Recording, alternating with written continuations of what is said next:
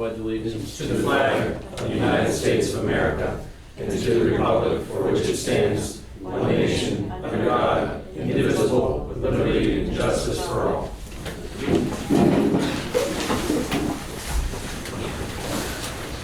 I believe everyone has a copy of the minutes from August 24th meeting.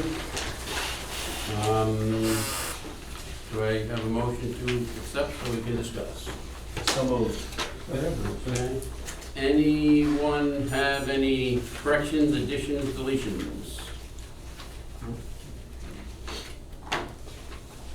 Okay. Hearing no comments, all those in favor of accepting the minutes of our August 24th, please say aye. Aye. Any opposed? Thank you. Any comments from the public?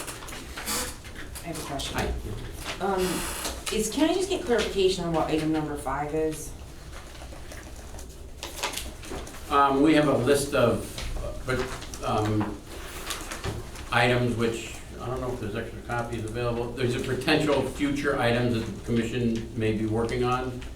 Just items you want to address? Right. Okay. And when we get to it, we'll go over Okay, it a no, little that's bit fine. more. Thank you. But it's just some things that myself, the chief, and some of the commissioners have indicated to me are things that they feel that we should consider at some of our future meetings. So I want to try and get those started and prioritized. Okay, thank you. Any other comments from the public?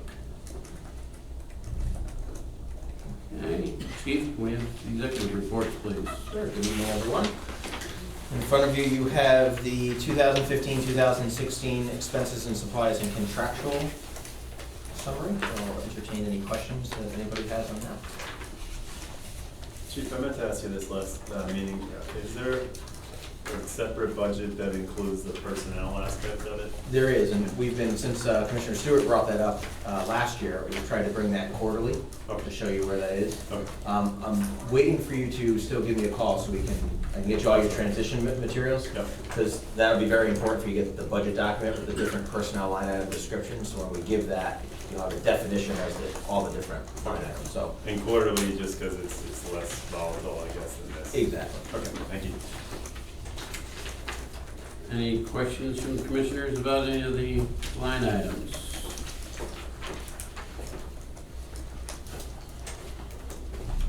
Out of curiosity, the legal accounts, what drove the overexpense so far? That would be the use of the attorneys during the complaint filed by the Democratic Town Committee. So the commission hired those attorneys to address that issue? Correct.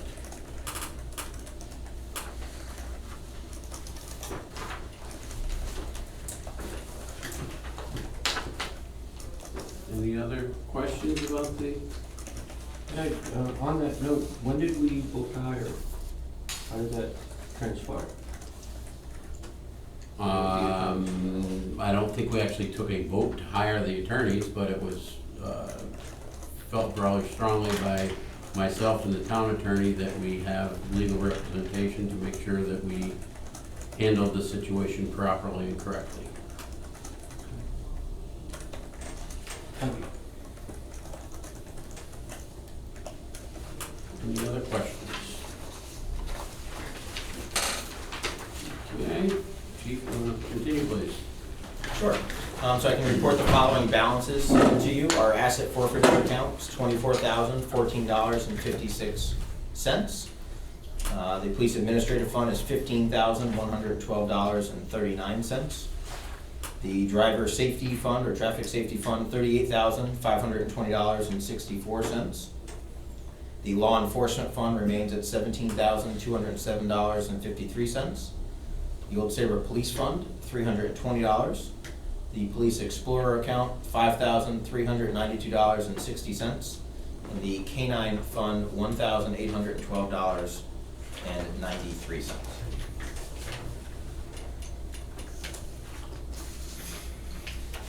Any questions? Okay, move on to the administrative. Great, if I could just go on to our personnel report. We had Detective Sergeant Heine's retirement party over the weekend. I want to thank the chairman for attending that. I promised the commission last month that I would just kind of go over a few highlights of Detective Sergeant Heine's career so I can get that into our minutes. So Detective Sergeant Heine was hired on August 6, 1977. He graduated from then the Police Officer Standards and Training, actually the Municipal Police Training Academy, NPTC, at December 8th, 1977. He was promoted along his career from patrolman to detective to detective sergeant. He also held the prestigious roles of being the Marine Division Commander, a critical incident management instructor, and also a firearms instructor. He received the New England Associations of Chiefs of Police Medal of Valor Award that was following the 2005 shooting. He also received the Medal of Valor Award from our department, a Purple Heart honor from our department, again, from getting shot in the head in 2005. He received a Law Enforcement Commendation Medal for the 2013 arson attempted murder investigation. He's received numerous administrative commendations dealing with our new handgun program, the patrol rifle program. He was the Exchange Club Officer of the Year in 1986, 1996, and 2006. He earned 17 unit commendations for his service within the department, and he earned 3 longevity service commendations, one at 25 years, one at 30 years, and one at 35 years, keeping in mind he's retired with 38 years of service. And he also received the 9/11 award for the assistance that our department paid in that tragic aftermath in 2001. So the governor has issued him a citation, various legislative bodies, Senator Blumenthal gave him a citation, the FBI citation arrived today, so very, very pleased with him. And I just wanted to extend our congratulations to him and to his family on his well-deserved retirement, have that recorded in the official minutes of the commission.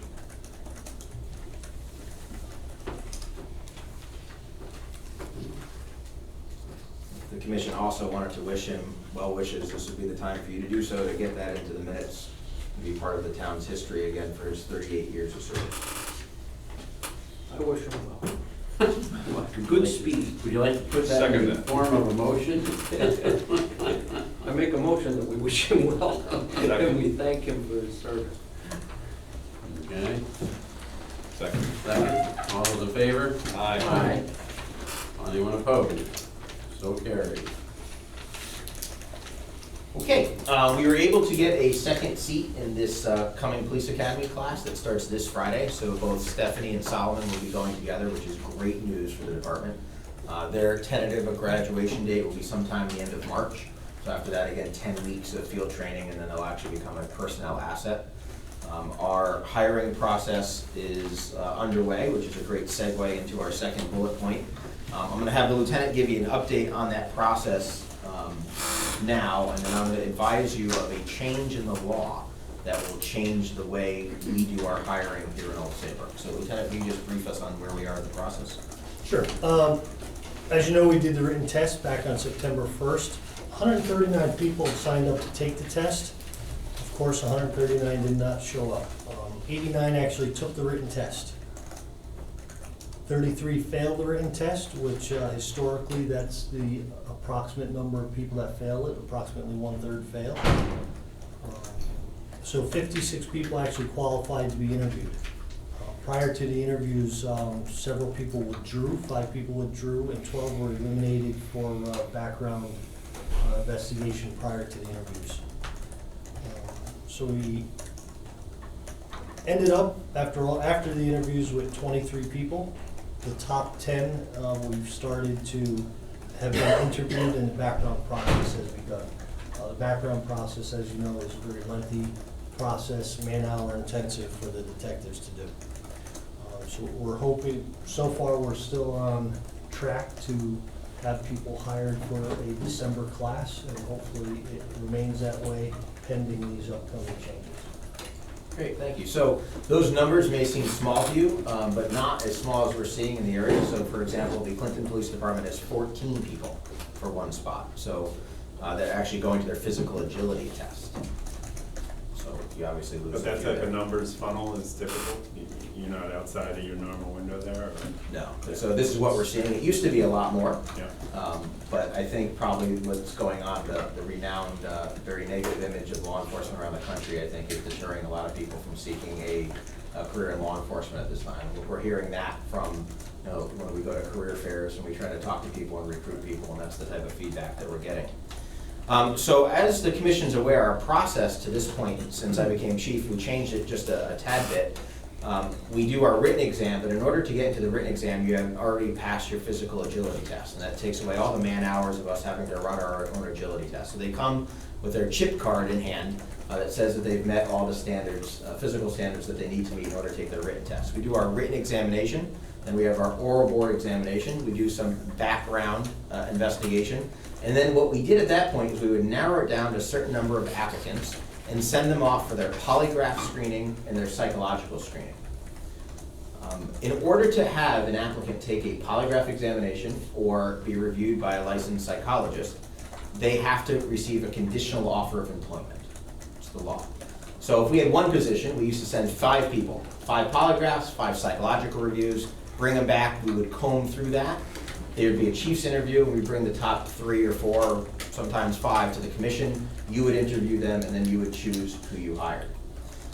Well, recently I attended one of our insurance company subcommittees that I was on. We had a guest speaker who came in to talk to us about police hiring practices. And he revealed some recent case law that's occurred in Connecticut, which caused me to call our own labor attorney to make sure that we were still doing the hiring process in the proper way.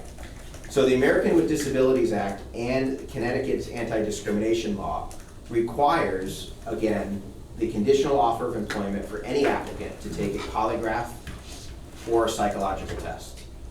However, you cannot blanket conditional offers of employment anymore.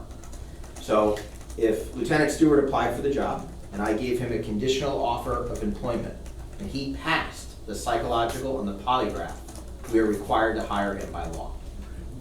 So I can't send 3 people, review polygraph or psychological information and say, well, I didn't really like his answer on that. He didn't fail, but I don't like that in his history, and pass him over. So the anti-discrimination laws prevent us from doing that, which changes the way we do business at the commission level a little bit here in Old Saybrook. And this is probably why we've seen the trend in Connecticut law enforcement that the hiring authority is either done by a personnel department or has been delegated to the chief of police. I have always enjoyed having the police commission interview candidates and choose candidates. Quite frankly, it's better for me. But what we're going to have to do is I'm going to have to kind of do a 2-part chief's interview. So at the end of the background investigation stage, but before the polygraph and psychological phase, I will conduct part 1 of the chief's interview. I will then decide who we send off for a polygraph and psychological. If they come back, we have 1 opening, we send 1 person. If it comes back and they pass, then I will bring them forth to the commission. And then you can choose to appoint or not to appoint. So there was a significant case in Connecticut. I won't mention the town, but they were hiring firefighters. They were hiring 10 firefighters, and they brought 20 people. They gave 20 conditional offers of employment. Sent everybody out for their testing, came back, interviewed them all, ranked them, hired the first 10. The other 10 that had conditional offers that were not hired filed a class action suit. And the option was get rid of the other 10 and hire these, and the other 10 would most likely sue, or hire the remaining 10 that you gave conditional offers of employment to. So I want to make sure that we do not put ourselves in any type of legal predicament during the hiring process. So I want to brief the commission on what I've learned, what we found out, the legal opinion that we received, and how we'll be going forward. So if we have 1 spot, you'll be interviewing 1 candidate. If you're sending 1 up for this screening, can you tell the other 2 or 3 that you might have in the past send up that if they don't make it, they're still in play, or is that not?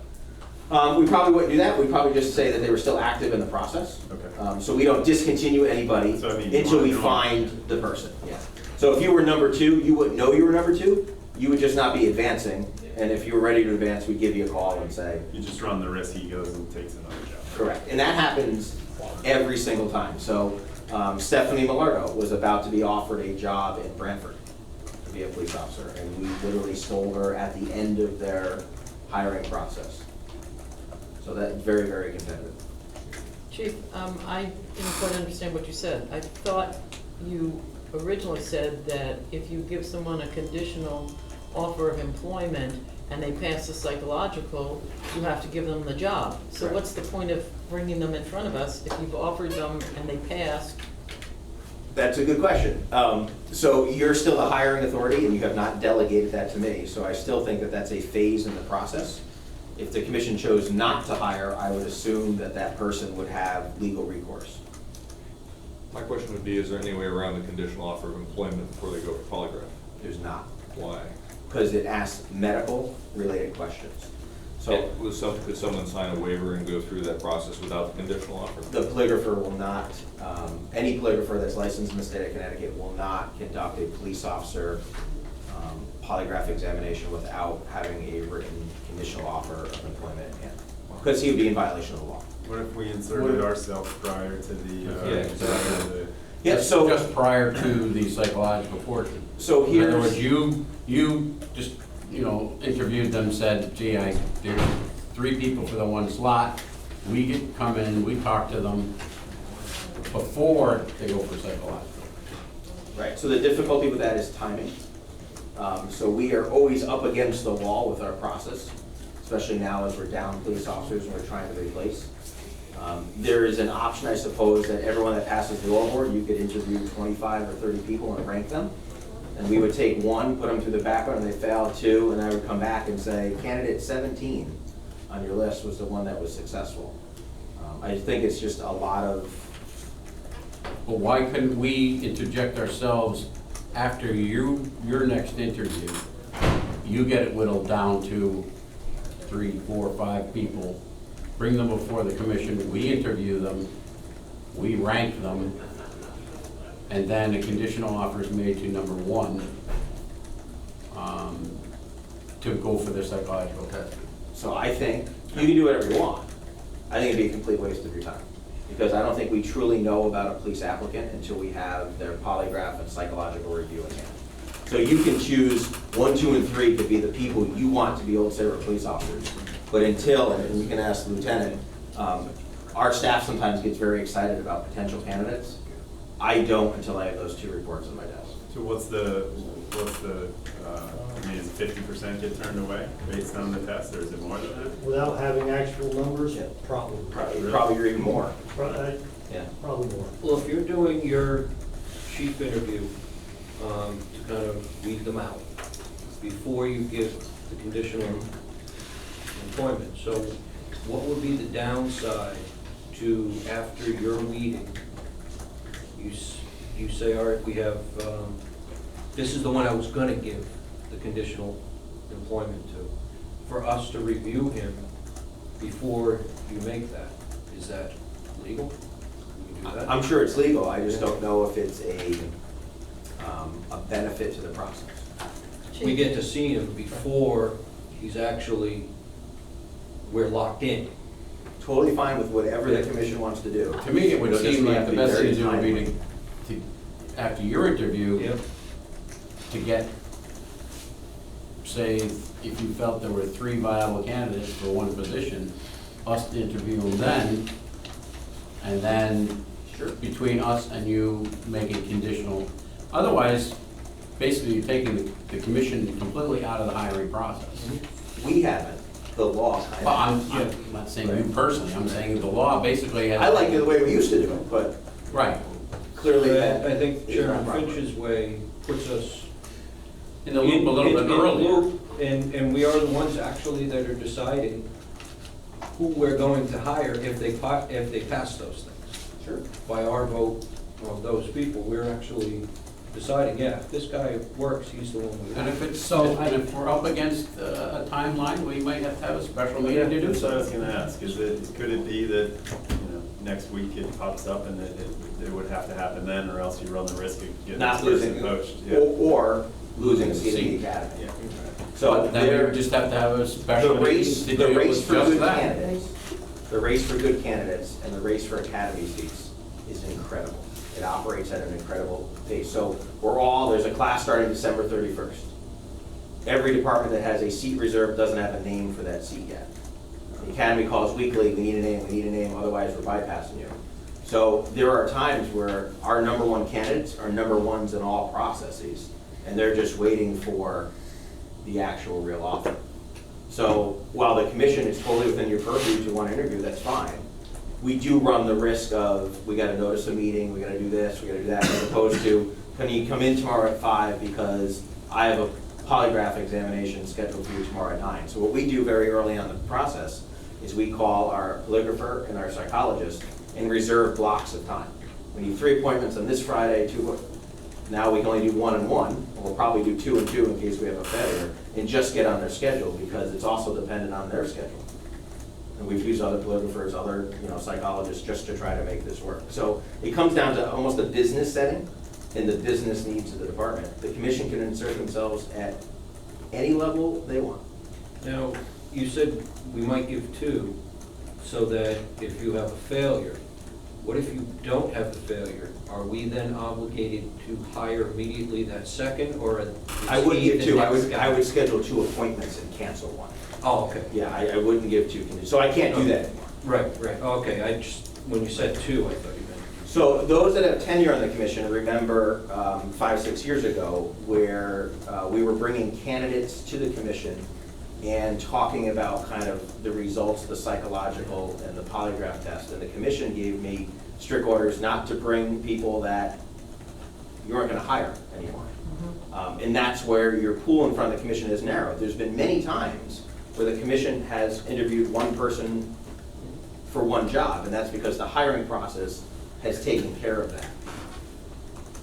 The psychological exam and the polygraph exam are extremely important parts of that hiring process. So the commission could, I don't want to say waste their time, but the commission could spend time interviewing candidates that you may never ever see again, as opposed to spending time with someone that you're about to employ. But it's, Why spend other than time getting with to them? know the person, Yeah. it's a waste of our time if he's been given a conditional Right. offer of employment, passed the test, and has to be hired. Right. So there's no point in our Right, the law changes interview. it that way too. Right. Right, so I think that So if we no matter so- how difficult it is, and I know that in the past, we have learned some relatively unbelievable things about people from their psychologicals and the polygraph that we never would have known by interviewing them, because I've been here long enough to have gone through that process. But I think that's the point, that we have to do this now because of the case law. And it would only change to the negative, not to the positive. We could have interviewed somebody who the chief went through and said, yeah, it seems good. We interview him, say, yeah, he seems like a good fit, and then we find out, he's a crack addict, and didn't mention that. So it's all gonna be on the negative side. Right. So we didn't really waste our time, hiring right. somebody that ends I don't up see failing it the as a polygraph. And, I think Oh, I'm it's just a sorry. logistics challenge. Yeah. That's all it sounds I think it's a like. logistic challenge, and also be mindful that the commission normally asks me for my professional recommendation. I will not be able to give you my professional recommendation until Well, you could say, obviously have a I wouldn't. caveat based on. I wouldn't. So I can tell you in my position that I wouldn't recommend anyone to be in any rank on any list until I see the results of their polygraph or psychological examination. It's just too telling. yeah, but that's gonna be, it's after the fact, though. But Because you don't get to do that anymore. Right.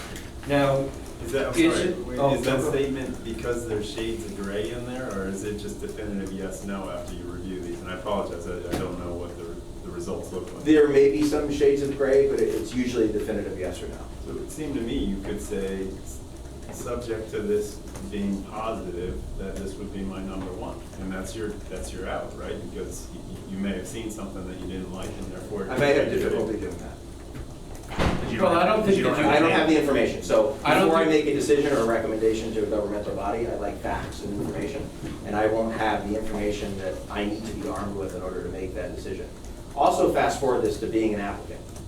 So you're an applicant, you're going to go in and out of the executive session, your name is gonna go into public minutes that you appeared in front of a commission. If we make a recommendation that so-and-so is number one, pending the results of a cycle, and then that comes back and he's never hired or she's never hired, that's a very telltale public document that could follow somebody for a very long period of time. And I don't know if that's necessarily fair. Well, I don't know But that we we're- need to make a motion that says, you know, we're making them a conditional hire pending a psychological evaluation. We all know what it's pending, but we don't have to put that in the public record. I don't know how else you would know. After an interview, we interviewed the candidate, and after the interview, we recommended to proceed with the process or not. And there's lots of reasons why people drop out after they've been offered a job. Maybe they got the job in Branford and really wanted to go there. I mean, there are lots of Is things it- that happen. Is it possible for you, and is it legal, the questions that they would ask in the polygraph, some of the questions that would be hit in the psychological, for you to conduct in your No, chief interview? Could be illegal. So I can't ask any medical related questions? Those are illegal interview questions, But they ask them at the polygraph? after they get a conditional offer of employment. Oh, So you only have to disclose medical information about yourself, yeah. which includes psychological type information after you've received a conditional offer of employment. And again, this is federal and state law, this is not chief spiritual. Right, no, I don't think it is. Do you have any perspective on other towns, how they're dealing with this? I do. So many towns have their commissions that have commissions left, have delegated their authority to the chief of police. However, the complete opposite, in Waterford, after you take your written test and you pass your agility test, the commission interviews all the candidates, ranks 1 through 50, and then the background unit takes number 1, does their whole thing, doesn't work out, goes to number 2, and in talking to their new chief, who has been, part of that process for a while, that's what they do, that's their culture there, but they miss academy classes. So for us to miss an academy class, keep in mind, 26 weeks plus 10 weeks of FTO, once we get them into a class. So if we have a vacancy and it's 3 months before they get into a class, and then I got that 36 weeks, we're at an operational deficit. So I'm trying to replace as fast as we can. Also keep in mind, any lateral transfers, if we find a certified officer, they still have to go through psychological and polygraph screening. We would have to issue a conditional offer of employment before they did that. I think one of the other problems we have is our charter and bylaws say that the police commission is responsible for the hiring of police officers. So if we do not have an action prior to that issuance of conditional employment, then we haven't done our duty as based on the charter. I say let's try it and see how much of a hindrance it is. Maybe it's not a hindrance, maybe it works out great. Well, I think that, once again, hopefully this isn't gonna be an every month issue, that if we have to have a special meeting on short notice to keep this process moving quickly, and the only thing that will be on the agenda would be, to discuss or interview 3 candidates, then, I think that can be done in a very timely fashion and not really hold back the whole process. When you consider how long it takes from the time you advertise the position to get to there, another couple of days, to me, doesn't seem like it's a big And issue. the outcome of that special meeting would be, we would, by vote, approve that the candidate continue in the hiring process. Well, you would have to make an Right. eligibility list. So if I brought you 10 people, because remember they haven't gone, I don't know, Right? we bring you 10 people or 5 people or 3 people, however you can tell me you want to see the top 3 or the top 5, whatever. I might only have 1, quite frankly. Right. But if there's more than 1 and there's 1 slot, I would need direction on who I was sending for the poly and psychological. So regardless, the commission at that phase would have to rank. So then you have to have a discussion, and while we're out of legal money, this is probably a good opportunity to discuss with an attorney, what types of questions? We've been giving you very generic questions to ask. So while you are the hiring and firing, promotion and demotion authority, there's certainly no contesting that. We need to make sure that your interview has true value to the process. In other words, from all of you, from all of your backgrounds, what types of questions will you be asking? How will you be analyzing and interpreting their answers in order to make a determination to rank someone for a law enforcement career 1, 2, 3, or 1 through 10, whatever we wind up being able to bring to you? Because if I'm number 2, and I think I should have been number 1, I might want to know more about the process. So I think we want to make sure that we have an ironclad process that no one can bring in action against the town of Old Saybrook. Well, we always ranked people before. We did, but I think that this revelation has caused us to put a new light on the way we conduct business. And again, it might be better to have an attorney sit here or go into executive session and talk about legal strategy and how to properly set up our hiring process.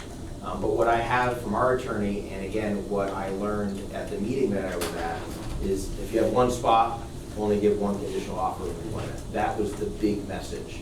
And I know from being involved in the hiring process for over a decade now, that you truly don't know anything about an individual, whether they're suited to be a law enforcement professional or not, until the results of the polygraph and psychological exam come back. I mean, there's a special psychological exam for the law enforcement field. So we've had candidates that we thought were home runs, and the psychologist said, no. Or the polygraph comes back and, you know, you see previous actions with a previous employer. Well, holy cow. But that's Well- gonna happen anyway. That's right, and we don't run the risk of being stuck hiring somebody who then fails those. I mean, if we've been buffaloed in the interview Yeah, because they're right. such Oh, good absolutely, talkers yeah. or whatever, but if they fail the psychological or the lie detector test, then we're not hiring them. So again, I'll go back to my previous, let's go ahead and try this, but I think that the commission has to figure out what types of questions are appropriate, number one, to be asked, and how you interpret them if you're making a true ranking, understanding that we're gonna be at a deficit. So before, when you've ranked, I've been able to discuss with you in executive session, well, this person did this, and we're looking for a little bit more time and distance from a previous action. I won't be able to give you any of that guidance when you make your decision. It literally will be an applicant that comes in who has run, done sit-ups, right? Done a couple push-ups, sits here, passed our background, we know they're not a felon, we know that there's not active warrants for them. Other than that, we really don't know much about them. They'll sit in front of you for 20 to 30 minutes, you will ask your questions, and you'll rank them. We will then go out and do what I consider to be the most valuable part of the process, again, the polygraph and psychological, and then we'll return to you and say, this is the person on your list that we would like you to hire. They would then have to come back in front of you, or you can just make a motion at your meeting. But that would be done if we didn't do our interview. That whole process would still take place with just yourself. Because after your interview, your chief's interview, if you were to decide, yes, I want to hand this person a conditional employment, they would go and get the psychological. You're still at the same disadvantage. Right. So not, I am. it doesn't change, But because then if the only you brought people you him to see, us. the only people you see are the people that have passed those most important components. Right, but then. But we'll only we're- see one person. Right, We we'll won't see have- the we one only see after 3 or you've done your 4. So interviews. On I'll your repeat myself for the guidance, third time. I'm fine with the commission doing this. I don't think that's a disagreement. Well, I think that we're not fulfilling our duties according to the charter if we Right. don't interject ourselves at some point into this process. Because basically, under the scenario you have, it's a done deal if they pass their tests. Right. So I think we should go before that conditional offer is made, because that's actually us hiring the person, if they pass. I think I agree with the chief that we need to do something different, and it sounds like we all agree that that makes the most sense. What I think we then need to do, and I say this is a big point because we're running out of time, because December 31st is coming quickly, we need to figure out how we're going to do that, because it will look, and I know you alluded to this, but it will look and feel different than what we've done in the past. We have to have, for example, a lot more rigor in what we do. We have to be more organized in what we do, because it's higher stakes. So we need to spend some time planning that. Well, when we get to item 5 on the agenda, that can be one of the initiatives that we take up first. So for the purpose of the hiring process that we're in, what I'm hearing is, after I get the candidates' names that have passed our limited background investigation, that we will schedule a special meeting of the commission. I will do my chief's interview, we'll schedule a special meeting of the commission, and you will interview candidates. What I'm asking the commission now is, how many would you like to see, assuming we get to that number? So in other words, if we have one position, do you want, in my opinion, at that stage, without the knowledge that I truly need, do you want the top 3, the top 5? Well, I think from our experience in the past, if we had a top 5, that would be a lot in recent years. Incredible. It would be quite amazing. But you might have that now because before those 2 tests would narrow that down. Yeah. I would hate to see us limited to 2 or 3. I mean, it just doesn't seem like a reasonable field if we have more candidates. So how many do we have in the background stage right now? 23 total, but 10 actively. So we have 10 in the background stage. So of those 10, I don't think all 10 will. Probably but- safe to say there's 8 left. Okay. So if those 8 go to the chief's interview, I'm not sure I wouldn't pass them all right to you, because again, Well, I would think that your interview process will tell you some things. Maybe you'll be interviewing. I mean, we're not cultural asking you to suitability, make a right? recommendation at that So- point, but So if you pass them on cultural, that is department cultural suitability, you think all 8 would pass that kind of a? well, they might, and here's why. So when armed And you with wouldn't be able to poly- rank them, which is the top 5 or the top half of that And group? here's why I'm having difficulty. So I normally use the polygraph and the psychological exams in my chief's interview. Let me give you a kind of a small example. So part of the polygrapher's job is to talk about previous work history. Say I'm an applicant and I admit to, yes, in my last job, I called in sick 5 times in the last 12 months when I wasn't really sick. I used my sick time as a vacation time. That's a cultural problem for me. So in my chief's interview, I would say to them, I see that you admitted to using some sick time in lieu of vacation time. Tell me about that. Some people might say, look, here's the deal. I really needed a day off. I had none left. It was this very important thing. It was my brother's wedding. There was no other way around it. That's one explanation. Then there's another explanation of, yeah, I needed a day off. That's what we did there. That's a problem for me. Not being armed with that report, I can say to you, have you ever called in sick when you weren't really sick? No. And then I send him off, I get the thing back that tells me, well, now he lied and he's out. So it's such an important tool. And then quite frankly, well, you would still have the opportunity to interview them again after you got the results of that. absolutely. Yeah, but you'd be making that decision out of your pool of 10.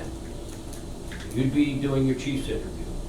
And you would be, if we were out of the mix completely, you would be making a decision based on your interview of who you thought was the best person, because you would then call him and say, I want to give you a conditional notice of employment. So in light of that, you are then, by bringing those 5 to us, you're then saying, these are the 5 I'd have sent anyway. Here is your pool of 5. Now you get to read it.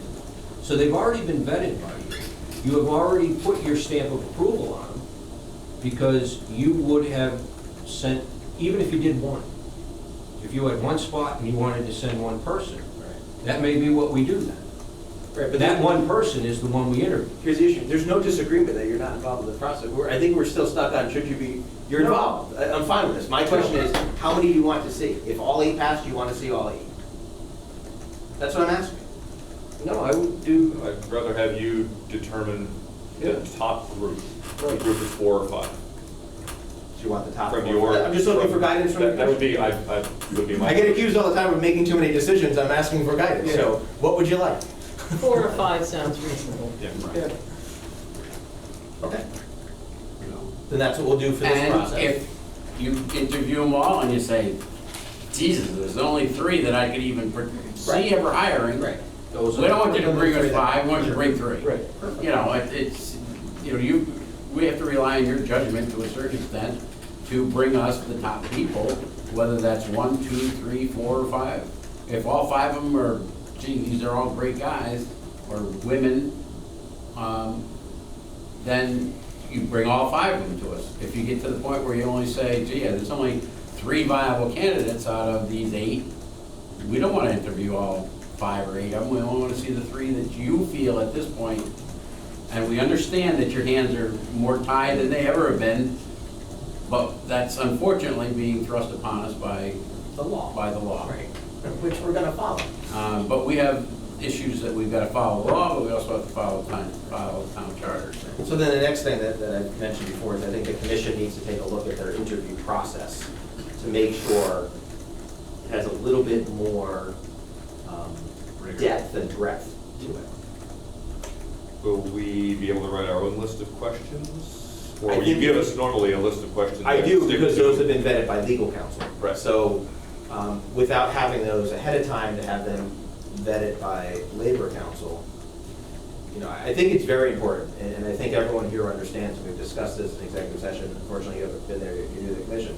But the wrong question asked in a public employee's interview process can bring major civil action against the municipality. Well, what if we all put together 3, just to limit our expenses to council, what if we all put together 3 questions, submitted them that we thought were important to us and from our knowledge of the field, submitted them to the chairman. The chairman could then submit those 7 times 3 questions. There's 2 ways to handle this. As a group, we all put in X number of questions, or do you feel that we should form a 3-person subcommittee to look into this and report back at the next meeting? I think time is of the You're essence. not gonna have time. Yeah. Mr. Chairman, with all due respect, if I want to get someone in the academy class for the 31st, we are running out of time. Yeah. I have to give 2 weeks' notice before I quit my job, which means I gotta know I have a job, right? So the academy starts December 31st. I have to know by the first or second week of December if I'm gonna be an Old Saybrook police officer. I have a lot to do in my own life before I go away for 26 weeks. So, Well, But at if we this do a point- subcommittee, we can go faster than in regular session, can't we? A subcommittee can be. That's what I And a was thinking. subcommittee has the advantage of not just proposing questions out of the dark, but actually to discuss With the what's the liquor council. process, right? What kind of issues do we need to bring to light from these candidates and focus on a few approaches to the interview? I think the subcommittee is a faster way to go. so can I make a suggestion? I agree that the subcommittee would be a faster way to go if we had more time. So a subcommittee would have to, it's still a committee, right? So it's got a special meeting, public notice, has to be staffed. You have your subcommittee meeting. Subcommittee meeting has to be, yeah. It's a public meeting, everything has to be transparent. So it gets noticed, well, you can't, 24 hours in advance, the whole 9 yards. So you got a little time there. Maybe for this first round, would it be, and then whatever you do can't be codified until the entire group votes on the actions of the subcommittee. So you have to have another special meeting of the commission to hear the report of the subcommittee. The majority of this will be done in executive session, of course, because it's all legal strategy concerning the hiring process. You're not going to publish the questions in a public meeting on the videotape for candidates to watch before their interview. So if you're going to seek legal guidance, is not the best thing to call a special meeting of the commission in the next week or so, when Labor Council has time to come down and sit and talk with all of you and develop, almost like a workshop, develop your questions, talk about the process. You're all in the same room. I think it cuts out that.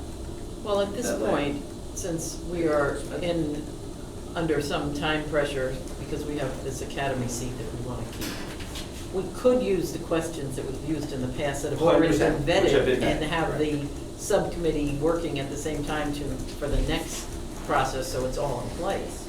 Sure. Because the questions that we had have all been approved by council as appropriate things to ask. What structurally would have changed? I mean, if you thought the questions were good, what structurally changed it? They were kind of Not very hard. They're very superficial, Yeah. community-based But Yeah. style. it may have to be used this time until we can come up with a more aggressive question set to be. And they were based that way because the law enforcement questions were asked by professionals who were able to interpret law enforcement answers. Can I just ask one more? The original premise you brought this up was at some meeting you were on a chair on or you're involved in. Had you talked to an attorney about the risk or the level of risk of this? Yeah. And there's no wiggle room with, There's no wiggle room with the American with Disabilities Act or the Connecticut Anti-Discrimination Law. there's only an action when someone realizes they should bring an action. But I can't serve you properly as the police chief and allow the commission to continue to do No, something I that wasn't may cause us, legal issues. No, my question was more geared around, did you ask an attorney if there's a waiver or something that you signed that would? There is no such thing. No such thing. Thank you. Yeah, I would love it to maintain the same. I wish we didn't have to talk about this for the past 20 months. I was happy with the way we had tweaked the process 6 years ago. I think it was working well. But it's just not in concert with federal and state law.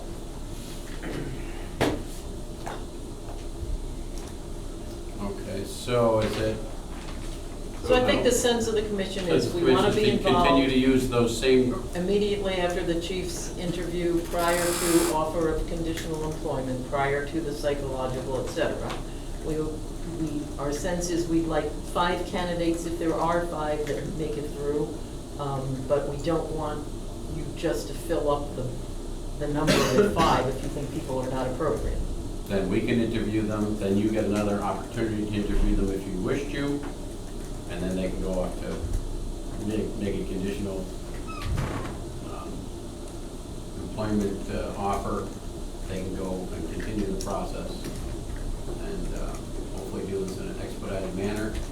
And then, do we wish to set up some sort of subcommittee now, or do you want to wait until next meeting, or? Well, how are we gonna deal with item 5 on the agenda, which is all of these things? Well, we can take it up which then if you includes want. Police officer hiring, so. Right, we can does. discuss it then. Okay. Any other motion? Okay. But I don't really know if we don't need a motion for that. I just wanted to brief you on that. I know what you want to do, and that's what we're going to do. Okay. That's okay. Okay. Okay, thank you very much for that discussion, that was good. Dispatcher contract negotiations are progressing. We have another session with a mediator scheduled on October 1st, so hopefully I'll be able to bring you good news after that. The warranty work in the new police facility continues, so they've been remediating some of the paving issues for the past week. Our HVAC technicians have been at the facility for the past week. We have tentative plans to begin fixing the speed bumps that have occurred in the floor above the raised access flooring. So we're hoping that that's going to be accomplished sometime at the end of October and throughout the month of December. They're anticipating that the areas of the building that are affected will be displaced for about 30 to 40 days. I'm hoping that it's less than that. Again, that will mean that the entire executive area, the employee kitchen, hallway area, our records archive room, and the dispatcher kitchenette will all be closed. I've asked them to do that in 2 different stages, starting with kind of the employee kitchen area. And I've also asked them to make sure that they hire the same furniture company that our vendors use to move in the furniture, for them to move the furniture out and then back in. That way, it's not on us, it's not on them. If there's any damage to any of the furniture, it's on a professional moving company that is normally tasked with the delivery and setup of new office furniture. So they've agreed to be doing that. The sod is in, if anyone's driven by. We have gorgeous grass in front of the station that requires watering of about 5 hours a day. So I'm sure that we're going to see an increase in the department's water bill. Remember that there was no irrigation for the front of the building ever spec'd out as part of the new construction, so we're doing it with all hoses and lawn sprinklers. And right now we're trying to come up with a system on who is actually going to water the grass. So we have a custodian available that can help us with that Monday through Friday. Obviously they don't work the weekends, so we're trying to see if we can hire a high school student to come in and help us move.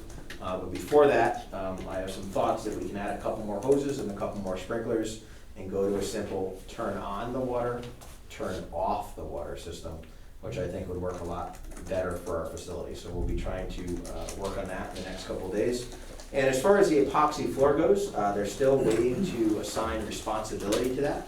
So there was independent testing, another independent testing of the epoxy floor area. And again, we're trying to figure out if it's Sherman-Williams, who was the supplier of the actual epoxy, whether it was Barrier 1, which was the additive that was placed in the concrete to remove moisture prior to the application of the epoxy, or a combination of both. And then someone will take responsibility, we hope, and then we will leave the detention area for about a month. They will come in, they'll remove all the epoxy and replace the epoxy.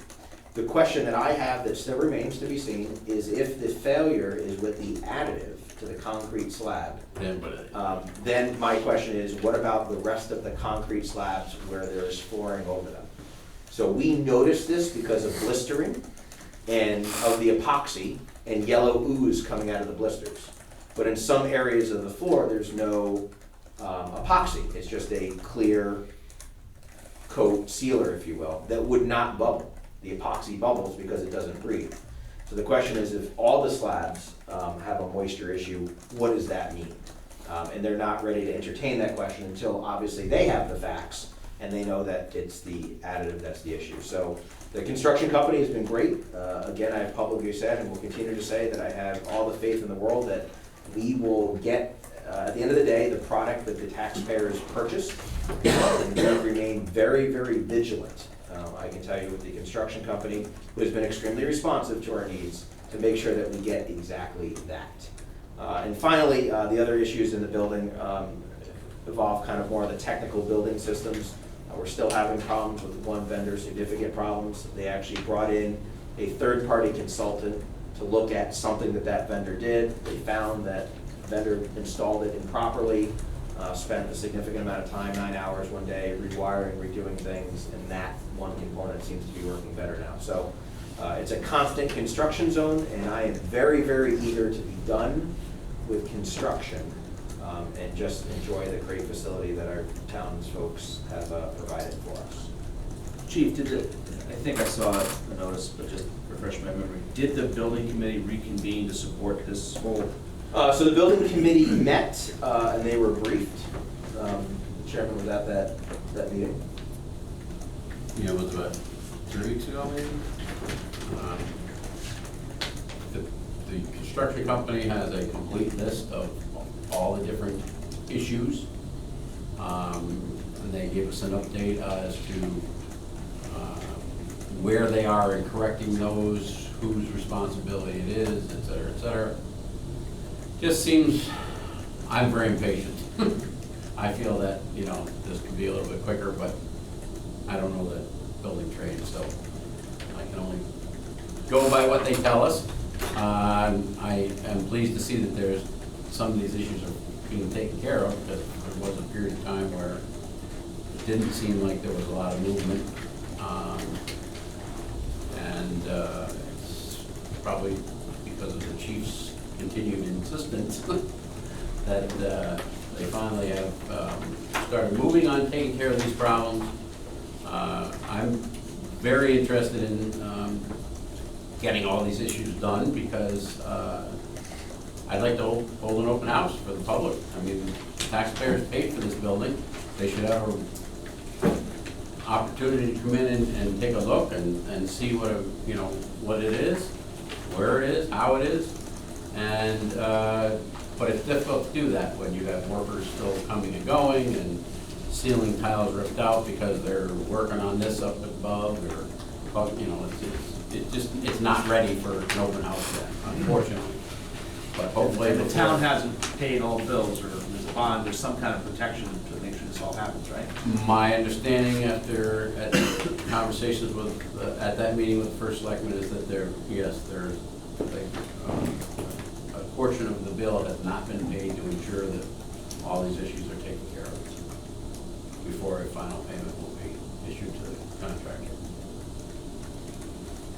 But there's a lot of who's gonna accept responsibility, who's gonna pay for, and so, and some of the fixes, particularly when you get into the concrete flooring and the executive area carpeting issues, there's significant dollars involved, and so therefore, it's a question of who's gonna accept responsibility for that.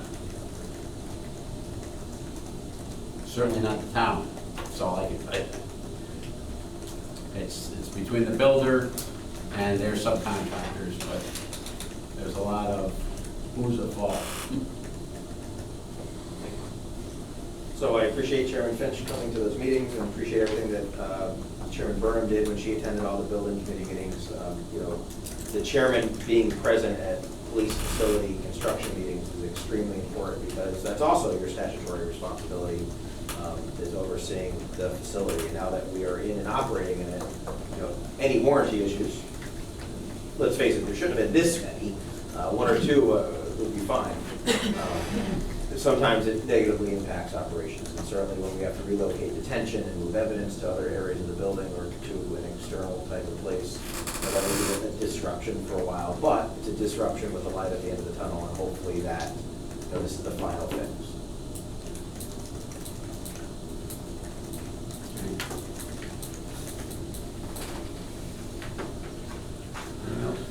That's it. If you just want me to introduce the next thing, if you don't mind.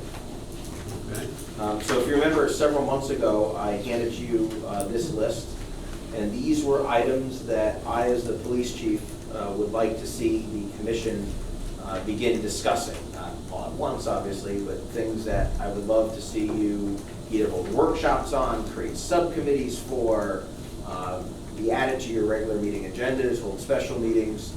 This obviously is not all-inclusive. The commission can add another 25 items if they'd like, but these things are things that I think are pressing, and things that certainly rise to the level of the commission's input and/or decision-making. As the chief said, this is not necessarily the whole list. If there's any commissioner that has something else that they would like to add to this list, please feel free. Quite some time ago, I received your email, and I believe most of those things have been included in here, but anyone who has an issue that they would like us to look into, then please get in touch with either the chief or myself, and we can add that to the list. This list has got a fair amount of work in it as is, so I think at this point we need to try and prioritize some of these things and see which items we would like to delve into first. So, I think the first thing we should do is form the subcommittee for the library. right, I think that's got to be, Kind of a new one, but I think that Right. should be our first. that's got to be a priority. I'll just call it interview process or hiring process. So I have on the list, police officer hiring qualifications, and perhaps the subcommittee can look at everything from what our entry level requirements are, whether we affirm what we have or we change them, all the way through the process. And we obviously can provide staff to guide the subcommittee when they would like to hear from staff, to talk about what the requirements are to be hired, and then you can make enhancements to those if you wish. Also, Chief, some of these things are going to obviously require input from yourself and/or officers that you have to look into them to provide us information, particularly things like body cameras, less than lethal force, things of that nature. I don't really think that the people at this table necessarily have the expertise of that area, and we would have to look to yourself and/or someone that you assign to provide us with the information necessary.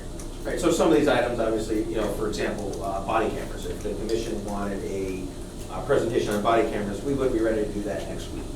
You know, less than lethal force. I have an active subcommittee inside the department that has done a lot of work and is waiting to give me a presentation, let alone when I allow that to be advanced to the commission. That just takes time to schedule, but we're more than willing to do that. One of the things that you'll hear from me in my comments section at the end is regarding Domestic Violence Prevention Awareness Month. And I'm going to be asking the commission then, I suppose I can ask you now, if at your October meeting, if we could schedule a workshop where I could have officers come in and talk to you about the changes in domestic violence laws and how the lethality assessment program has been an enhancement to our investigation of domestic violence related crimes. I think it's very timely. That's the month that recognizes domestic violence prevention awareness, and I think it'd be an important time for the commission to hear that subject matter. And that'll be something ready that we could have ready, for the fourth Monday of the month in October. Anyone have any objections to putting that on our agenda? No, I for think next that's a meeting? good idea, because after October, we are in the budget season and getting ready for all of that, so I think Correct. October is a good time to do that. Okay. Good. It does sound appropriate, but is it the highest priority thing we should tackle pre-budget season? Well, it's more of a briefing. I mean, there'll be nothing that you'll be approving. True, but it's time taken away from the commission working on things. I'm just asking, is it the highest priority thing we need to do other than it being appropriate? Maybe we should schedule a special meeting to do that workshop. Following up on that idea, I mean, you have body cameras on the list. That's something that the whole commission wants to hear about and learn about, because I don't think any of us have expertise on that particularly. So that would be not a subcommittee, but the entire commission. But we know what the budget process is, and obviously that has a big budget implication. So is that something that you could, if we jumped on it right away, would be considered for this year's budget? Or in your mind, is that something that would have to be a following budget so that we would have time to? I think that's a following. Okay. Similarly with the, Less than less than you said you got to start on that, but you're probably not ready. Right. One thing that I think that has been kind of kicking around, and we've had several requests from particularly Park and Rec, is the parking ticket program, including fees. That's gonna need some lead time if we choose to make some changes for next summer, because we're gonna have new ticket books. Well, Printed, I so when believe. we discuss that, I think I'll bring to the table different ways to do that, e-ticketing and, a whole array of very contemporary ways of managing parking, all the way down to the most simplistic, which is write out a paper ticket and stick it on someone's windshield. So in the past, under a previous Parks and Recreation director, we have heard that they don't think our fees are high enough, where you can park illegally at the beach for $10. It's $10, costs me more to go Hammonasset, got good parking, what's the problem? We don't issue many municipal parking tickets, but if that's something that you want to talk about, I think it'd be my responsibility to kind of explain the whole thing. If you wanted to change fines, great. I think if we reprinted paper tickets, I think we wouldn't put any numbers on them, so if you adjusted fines from year to year, we can just write in the fine like we do on our state infractions. That makes more sense to me. And also, I think when we look at that, I think that we'll want town council to review certain ordinances and make sure that everything is codified appropriately in those ordinances that really speaks to the legality of issuing of municipal parking tickets, including the right an individual would have to contest said parking ticket. I think that sounds like something a subcommittee could work on and bring back to the board, and, the permit and record search fees could be There's 3 fee things. also, Yeah. and, the outside job fees. I think that, subcommittee could work for a while on these 3 issues, but bring them back to the board. And to your point, Mr. Chairman, at a recent Park and Rec meeting that I attended, they were targeting January to figure out about the whole parking pass thing, so it is kind of time to get that done. Well, they have asked us in the past several times, and it's never been necessarily a priority of this commission, and maybe we need to ask the chairman of the Park and Rec Commission to come before us and, see what he has to say. Well, from what I can see, we've kind of watered some of this down to fall under 2 subcommittees. So far. So Right. should we form 2 subcommittees tonight? One, to start working on the hiring process, because that's important. It's gonna come up again soon.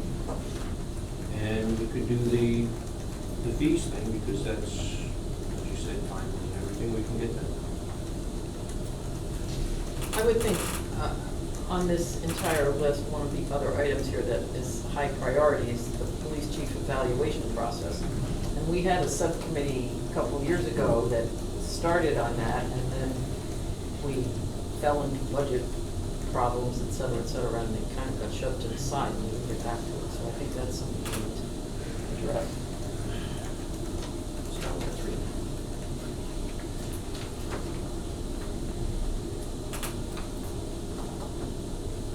So if we had one subcommittee about just the hiring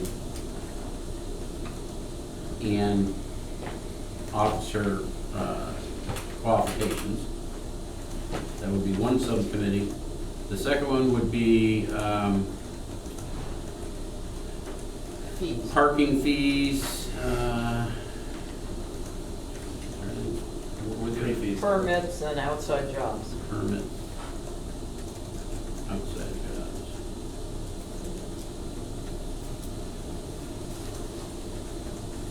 And then a third one for the chief evaluation, that would certainly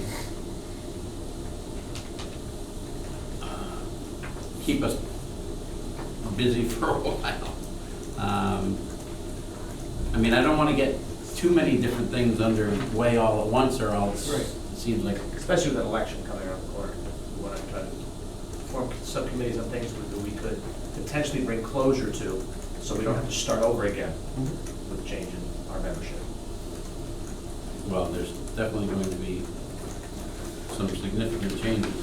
We know there's going to be at least 2 new members of the police commission, right? Minimum. So, at a minimum. There's 10 people running for 4 slots.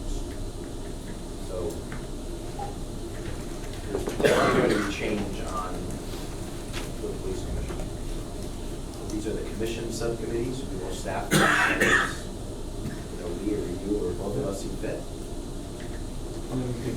If there are changes, you can bring them up to speed with what you've got. You don't have to start over at square one. Right. You know, if you keep good minutes and stuff like that, you can just pass that information on. Speaking of not starting over at square one, does the previous subcommittee on chief evaluation process have notes to begin with? Or, Bob, you were part of that, right? And Well, I was on the commission then, but I wasn't part of that, so. I thought you were. We never really, well, Yeah, you that was your and meeting. Ernie and We never- And you solicited evaluations from other departments. other Right. departments, and We you submitted submitted a ours report. that we do, and we found out that ours, the one that we do in-house, is more detailed than any other departments that you saw. So now, I think we're. but now we're at the point where we have to implement, We have we have to implement decide which one we're gonna use, what we're gonna use, We and then have- implement right. that. Well, you create have to some implement it in evaluation accordance with process my or- contract. Correct. I understand the Right, right. stipulations in your contract that has to There's a be. negotiation point that has to happen with respect to that. So that would be one subcommittee. I guess my question is, do the members feel that these subcommittees could do the job and get back to us within a month? Because, what, about a week after our next meeting is election day? But that just means that anybody who comes on Basis gets, it won't be that far behind, it'll be Right. one or two, 1 month you know, behind. Right. easy I don't to think we fold need into the to- process. Try and get all this done in I don't think, 3 weeks. I don't think we'd be able to staff it. Yeah.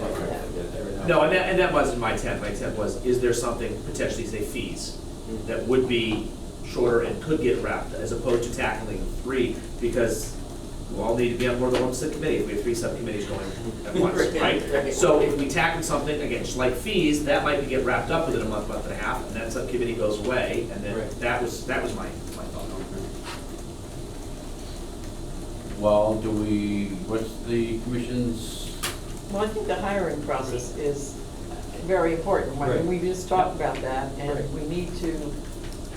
we never know when we're going to need to hire again, and so we need to be prepared. So I think that's the one that we should start with, I agree. even though it won't wrap up in a Right. month. right, I'll be on that. any other people that particularly want to be on that subcommittee, like that? Sure. And we probably need at least one more person. Is there anyone else that would like to do it, or? No, We don't agree. somebody break it down.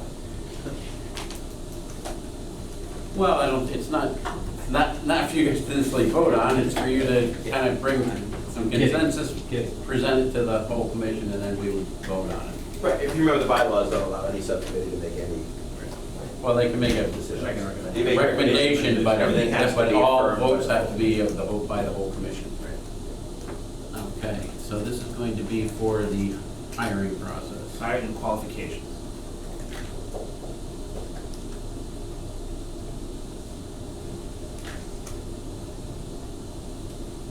And if they get in touch with you, you could have someone notice it and all the rest of that. Well, absolutely, and I would also recommend that whatever research has to be done for the committee, that you allow us to at least begin spearheading that. As you can imagine, if you call the police department as an individual commissioner, who's gonna get the next phone call? It's gonna be us to verify that you're actually a police commissioner, you know, so that type of thing. So, for example, on the hiring process, you might ask a question of, can you give me examples of towns our size, what their minimum qualifications are, so you can review them?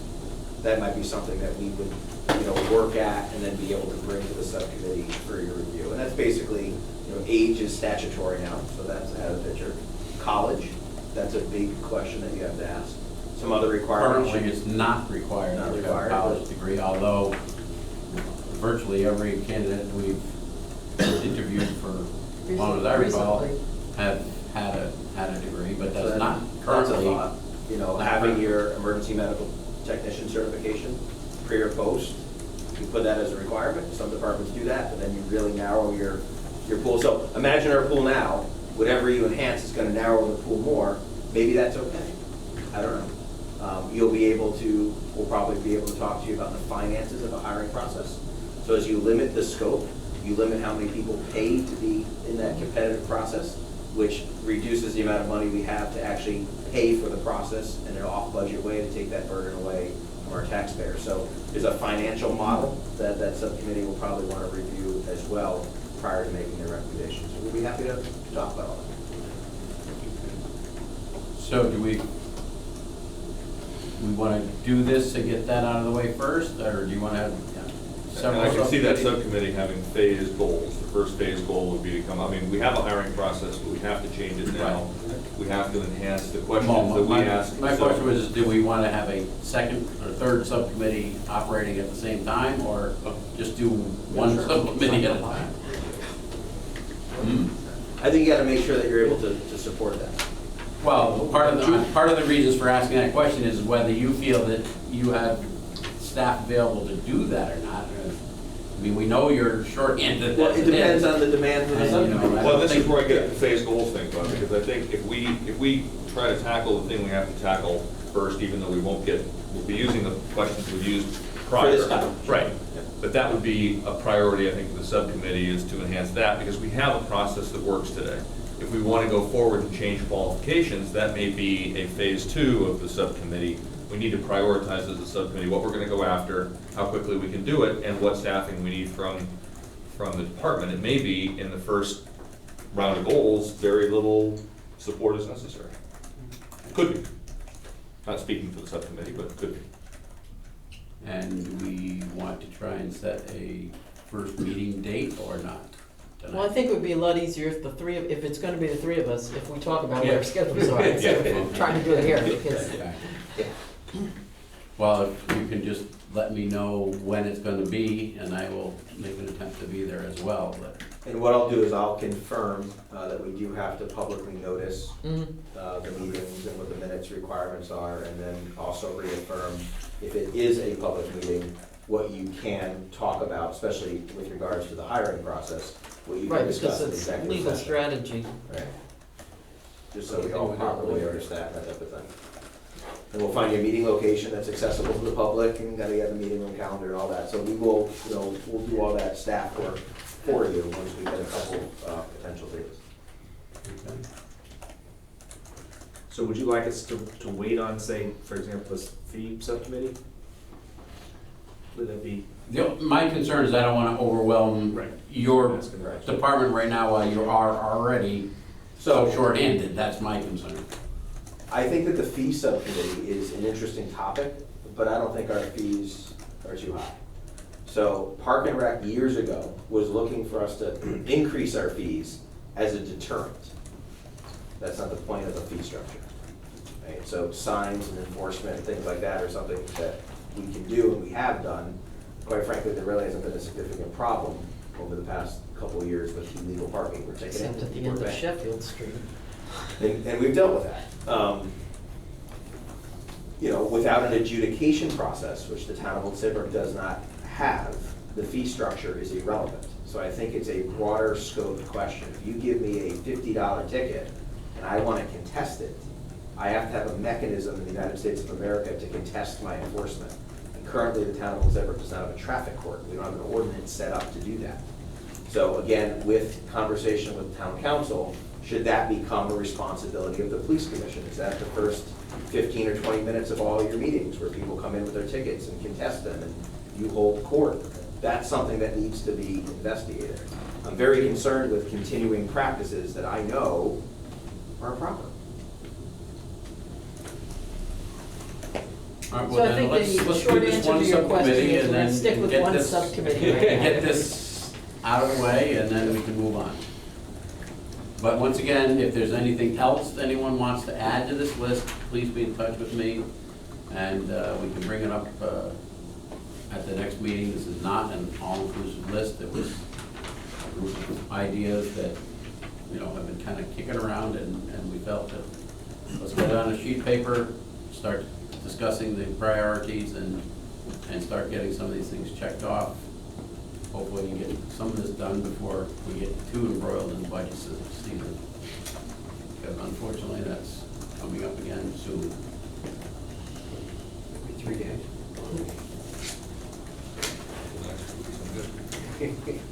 Okay? Any other comments or discussion over item number 5? Okay, moving on to 6, any further comments from the public? I just have a bunch of questions about the building. What is the problem with the carpet in the executive area? Currently, there is a wave in the carpet. Just for clarification, it's not the carpet. It's not the carpet, it's the subflooring. Portions of that building are not built on slab, they're on a raised flooring. And they were supposed to have put all sorts of special subfloors under those sections. That's the way that it was built by Snetco when they built the building. So apparently there is some issue between the I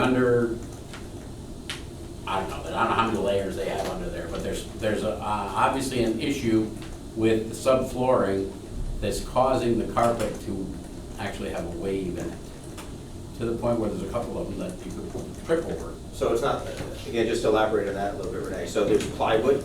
Every 6 inches, there's a 3-inch heave in the plywood, in the subfloor. So the floor literally goes like this. So if you were in a chair, you would roll over a big bump, or trip over them. And that's happening in all the spots in the building where there's raised access flooring, and they used 1/4-inch plywood as a subfloor. So given the fact that we had the HVAC problem, which I'm not an expert on building, Bob said he's not either, and I don't know if anybody else here is there a potential that all these problems are moisture related? The floor Yes. bubbling up, this happening, that happening. We're not that far from the old building where we did have inland water problems. I mean, did the building inspector look at any of this stuff prior to, our building inspector look at any of this? So again, this is a comment section. Yeah, let's see You know, the building committee questions. I can, answer it very limitedly by saying that yes, everything's possible, and we have asked those same questions time and time again. It has nothing to do with the groundwater, it's more the regular humidity of the building based on our location. And because the HVAC system failed to evacuate the humidity from the building, do I think some of the problems in the building are humidity related? I absolutely do. To this point, the warranty work has been centered around assigning fault, putting that response, that financial burden on the person who's deemed at fault, and then a remediation process. So there was a lot of moisture tests done under the floor, above the floor, because if you're the flooring guy, you want to blame it on the HVAC guy. The HVAC guy doesn't want to pay for the new flooring. So there's a lot of this independent testing going on by the construction company to deem who's at fault and then who shares the financial burden.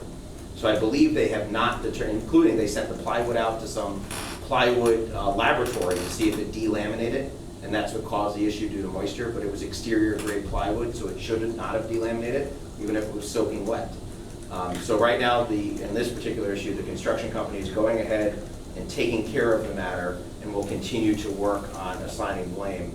Whereas with the epoxy floor, they've chosen not to do that because that repair could get close to $80,000 or $90,000. So I did want to attend the building committee meeting, just to answer your question, but it was held at 10 o'clock in the morning, and I'm employed and could not make it. So I'm counting on you guys to answer my questions. Now, to me, it would seem pretty simple for them to say, has anybody else had a problem with this epoxy or whatever material Supposedly was in not. question? Supposedly, according to the building contractor, they've used these materials numerous times in other buildings, other jobs that they've done, and not had this issue. So if barrier one, which is the additive in the concrete, turns out to be the issue, it'll be the first time that that product has ever been, that warranty has ever been used on that product. One of the independent testers came and said that he has never seen this problem anywhere in the country, and he flies all over the place to do these corings, except the NASA building in Washington, D.C. was the only other spot that he saw it. Another independent contractor came in, looked at it, and said, wow, never seen it, heard about it, here it is, I think I know what it is.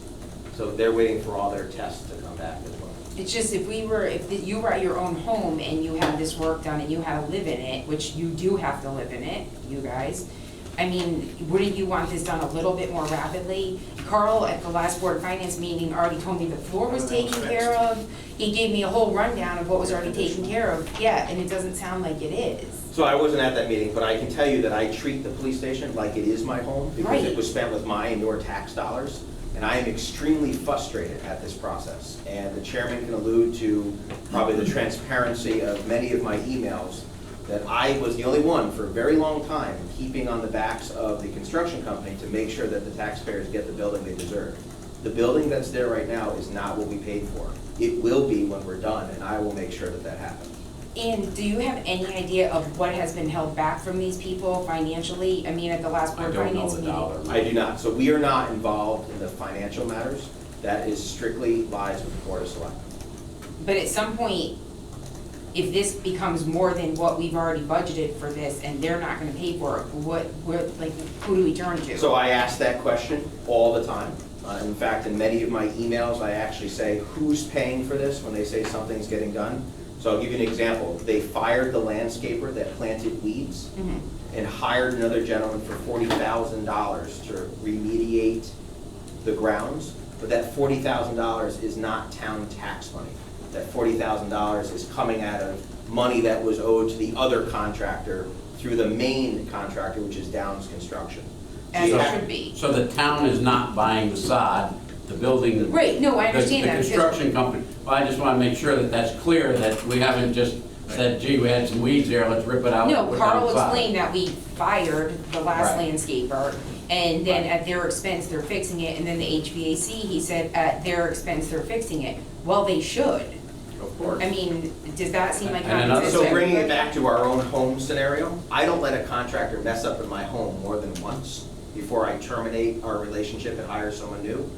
We are in a design-build contract, which means the contracts with all the subcommittees do not lie with them in the town, they lie with them in Downs Construction. We hold one contract as the town of Old Saybrook, and that's with the Downs Construction Company. So I have asked numerous times for various subcontractors to be terminated, thrown off the site, and bring in people that can get the job done at a reasonable cost.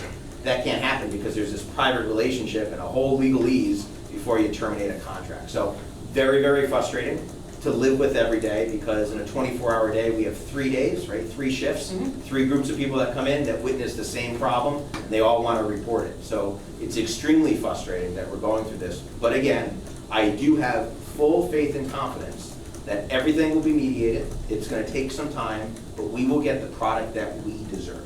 So Downs is the general contractor? Downs is the only one that we interact with. Okay. Also, just so you're aware, at the chief's insistence, all warranties will start the day the problem has been fixed and the town has signed off that we're satisfied with that. So I don't want anyone to think that, gee, we occupied the building in April, and if we have a 1-year warranty, that's gonna end in April. Right. So. For example, they're gonna tell me they fixed the humidity issue. I'm gonna say, really? It's not humid out. I'll know you fixed the humidity issue when it gets humid again. Well, that's what Next June, that was my question to Carl, was, by nature of it, we're. Hey Renee, before they decided to address that, we had to buy our own humidity meter and walk around and take pictures of the meter, log it in and send it. And I was sending these emails hour after hour after hour until they decided to pay attention to that. That's been my that's frustration. insane. It's completely insane. And water dripping inside the new police station and staining ceiling tiles is insane. And then living through, well, Chief Spiro doesn't want to have an open house. No, Chief Spiro already wanted to have the first Citizens Police Academy done in that new building. He wanted to have a big, grandiose Spiro-style open house. I can't show people this yet until it's ready. So I actually went to the building committee and said at a public meeting, tell me if you want to have an open house, because I'm being blamed for not having one.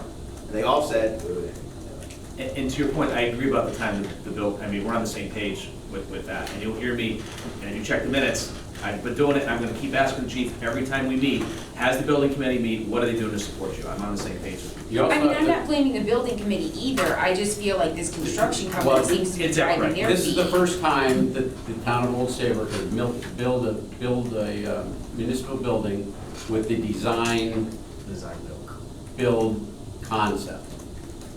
What this has done also is, it's also the first building that I can remember, and I've been around a while in town, where we did not have a clerk of the works to kind of oversee on a daily basis everything that was gonna happen. My personal opinion is, the chief should not have to be the clerk of the works on this project. He has a job of running the police department. He shouldn't have to be worried about whether there's contractors coming to do this, that, or the other thing. Unfortunately, he's had to take on that role because no one else was. But that's the point of the general contractor, and I'm just trying to find out if I need to push this issue with Carl Fortuna. Sure. Because he likes to kind of like Well, just. that's, I'm not gonna suggest you do or you don't, that's up to But I you. mean, if it's a question that you guys can't answer, is that who I need to ask? Well, you can start there. I don't know when the building committee may or may not meet next. I mean, they kind of, I found out about the last building committee meeting, 10 o'clock the night before, because the chief emailed me, because somehow or another. Right, no, my I name- kept tracking My it. name got dropped off the email list, so. No, I watch it every day, and all of a sudden it popped up and it was 10 o'clock in the morning, and that just Right. wasn't gonna happen. Well, I found out at 10 o'clock the night before that was gonna happen. No, and I agree that he should not be a general contractor answering those questions. I mean, I don't know if you have expertise in that area, but, I mean, we need somebody that we does. do now. Yeah, but it's not fair, He's because getting that ready for would, his second career. but that time that should be being spent on police activity has to be babysitting for the contractors. And that's- So here's the setup of a design build. So the general contractor, Downs Construction, the architect works for them, the engineer works for them. So any check and balance system are employees of the Downs Construction Company. So there is no, although I've asked several times since the very beginning of this project, there is no third party on site to conduct any type of checks and balance. It's me telling me I did a great job. Now, I don't know if that's the reason we have problems. Downs Construction tells us, and I believe them, that never in the history of their company have they seen this many warranty issues. I believe that. But needless to say, we have them.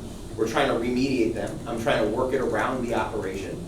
Some of it is extremely painful. Another example that we're having with the vendor is the police department does not yet have control over its own access control system.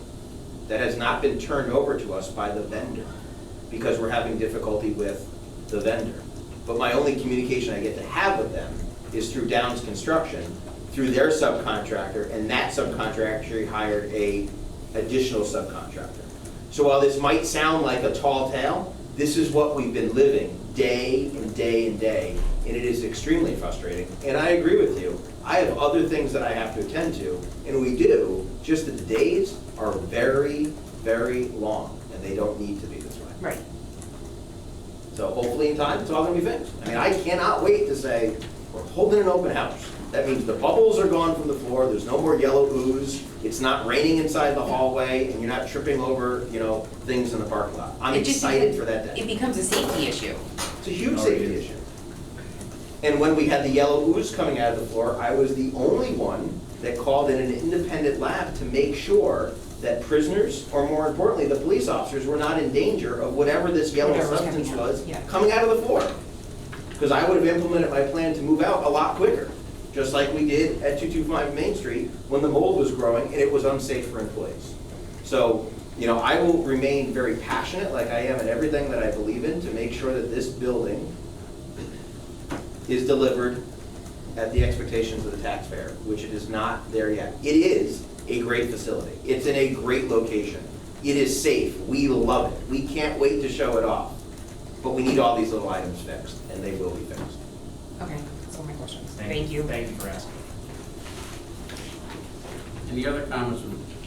I have a comment. Body cameras. I think they're probably one of the smartest things that the police officers could do. Now, when they come to give you a demonstration and everything, I'd like you guys to make sure that the video is kept for a significant amount of time. I'm in the process of, I would say, a little problem with an incident at the police station. And apparently, we only keep video for 8 days. And most people don't get to court by 8 days and be able to subpoena video in that amount of time. So I see an issue there, and I want to make sure it doesn't happen with the body cameras also when they come to give you your... So without discussing your issue, let me say that that's a construction issue, and that system has only very recently, within the past week, been turned over to the department, and we are struggling with the vendor not meeting specifications to archive video for the proper amount of time. And I that's can one of go our to BJ's warranties. for $400 and buy a video for, that'll And last you could have 30 gone to the days. temporary police station and did the same thing, because we built that one. This was part of the construction plan, and to my knowledge, in my opinion, they have not met specification. So we It's one moved of the into a issues. building that wasn't properly finished. So, can I just ask a follow-up question? So you mean to say that we have no control over the video that's been taken, that an outside vendor does? They don't have control over it. What I'm saying is, there's a hard drive, right, that's supposed to store X number of hours of video on X number of cameras. It's not meeting the needs. We didn't know that it was not meeting the needs until about a week and a half ago, when the system was turned over to us and we finally had access to it. No one else had access to it, but to get the raw video, but when we had full control over it, to check it and say, well, this isn't working, that's not working, that's not working. And that, again, is a subcontractor of a subcontractor that we're having a lot of difficulty with, that I would say for the past 6 months, I've asked for their relationship to be terminated. That's a That's not- major liability issue for this You town. have no idea. I do. I do That is a personally. major All I can liability do issue. is continue to put my concerns in writing. I mean, if you guys have something that would result in an arrest, that video should be available because it could protect you as much as it could protect somebody else. The car camera system, we built ourselves, very confident. So, Thank you. again, and I appreciate that, things are not always the way they seem from the outside. There's a lot of internal struggle going on. And it's not my job as the police chief to air dirty laundry. It's my job to work within the system, to document, to protect myself and my staff, and try to achieve greatness for the citizens within my parameters. And it's very difficult to do so sometimes. So if somebody claims they were sexually assaulted in a cell, say a woman, and we don't have video to back up that no officer went in there, what do we do at that point? There's other logs, access control logs, things to that effect, but I'm confident that we're actively working on those issues. Any other comments from the public? Okay, Chief, do you have any comments? I do. So I want to thank the commission for a great discussion tonight. I enjoy coming to police commission meetings that are more than reports of balances, and we had some good dialogue, so I appreciate you doing that this evening. I did want to tell you about Domestic Violence Awareness Month, which nationally is the month of October. I've assigned Sergeant DePerry, who's our domestic violence liaison officer with state and federal agencies, to be put in charge of our program. So you'll see police officers wearing purple ribbons. There'll be purple ribbons on our police cars and purple ribbons 2 large ones affixed to our building on either side of our sign. You'll see public safety announcements coming out from the department talking about domestic violence awareness. We'll have a presentation at your October Police Commission meeting. Thank you very much. So you'll be hearing a lot about domestic violence awareness and prevention activities from your Old Saybrook police officers. And officers themselves will have some specialized roll call training during that month to combat what is becoming an epidemic nationwide. So we're pleased to take a proactive role, prevention type role in a very serious matter. And are we going to get a presentation next month on that? Or I plan on having someone here. Oh, you do? Okay, good. Anything else, Chief? Nothing else, thank you. Comments and/or concerns from any of the commissioners? I'd just like to see the agenda next month reflect the prioritization from this list, and I hope there's time to include the domestic violence presentation as well. And I'd also like to take up this gentleman's issue and wonder, other than the physical inconveniences that we're experiencing, is there anything else impeding investigation, storage, data that the commission should be aware of and help resolve whatever we can do? Yeah, I'm not sure what you can do to help resolve. So it really lies with a contractor and their subcontractor. And there's been some great difficulty working with them. The Downs Construction Company is very aware of my frustration. Okay, I hear that. If we have criminal investigation impediments, should we have our town attorney write letters and say, this is the date by which this will be resolved, or there will be suit, there will be legal action? Should we escalate this to a point of leverage? So what I wouldn't want to do is have that discussion in open session, because that could compromise the town's eventual legal strategy if there has to be one with the contractor. But I have had conversations privately with the first selectman that reflect those exact sentiments.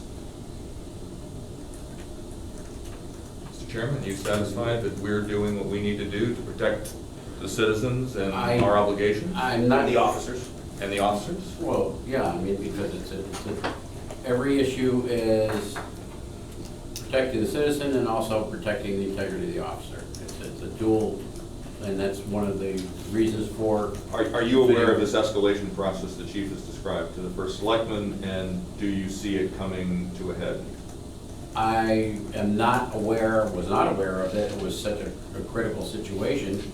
As the chief mentioned, he didn't even find out himself until about a week ago. But I will have conversations with the chief as to what we should be doing to try and move this issue along, expeditiously. I think that should have a place on our agenda next month. Any other comments or concerns? Motion to adjourn? So moved. Second. All in favor? Aye.